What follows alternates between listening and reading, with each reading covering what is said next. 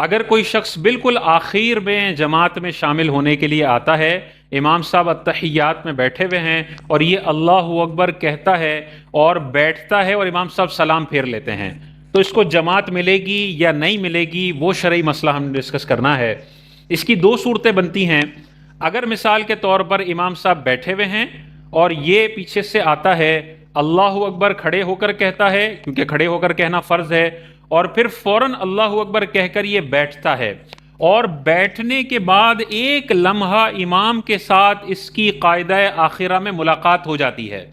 ایک رکن قاعدہ آخرہ میں اس کا ایک سیکنڈ کے لیے بھی امام سے میل جول ہو جاتا ہے، اور اس کے بعد امام السلام علیکم ورحمۃ اللہ کہتا ہے، تو اس کو جماعت کا ثواب بھی مل گیا اور اس کی یہ نماز ہو گئی۔ اب امام نے سلام پھیرا تو یہ تشہد پڑھ کر پھر کھڑا ہوگا اور ثنا سے شروع کرے گا، اعوذ باللہ بسم اللہ، 2 رکعتوں میں الحمد اور سورت ملائے گا، اگلی 2 رکعتوں کے اندر صرف سورہ فاتحہ پڑھے گا اور اپنی نماز مکمل کر لے گا، جیسے مسبوق نماز 4 رکعتی نماز کو مکمل کرتا ہے۔ دوسری صورت اس میں یہ ہے کہ مثال کے طور پر ابھی امام صاحب بیٹھے ہوئے تھے اور اس نے اللہ اکبر بولا کھڑے ہو کے، اور جیسے ہی بیٹھنے لگا تھا تو اس کے بیٹھنے سے پہلے امام نے السلام کہہ دیا۔ دونوں سلاموں میں سے پہلے سلام کی میم ختم ہوگی، امام کی نماز ختم ہو جائے گی۔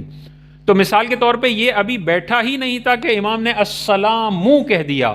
اس کے بعد یہ بیٹھا، تو اب دیکھیں اس امام کی اس مقتدی کے ساتھ ایک رکن میں ایک لمحے کے لیے بھی ملاقات نہیں ہوئی،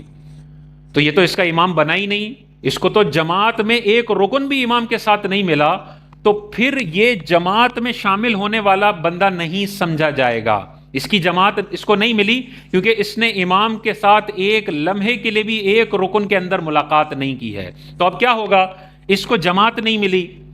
اور اس کی نماز بھی شروع نہیں ہوگی، کیونکہ اس نے تکبیر کہتے وقت نیت یہ کی تھی کہ اس امام کے پیچھے میں نماز پڑھ رہا ہوں،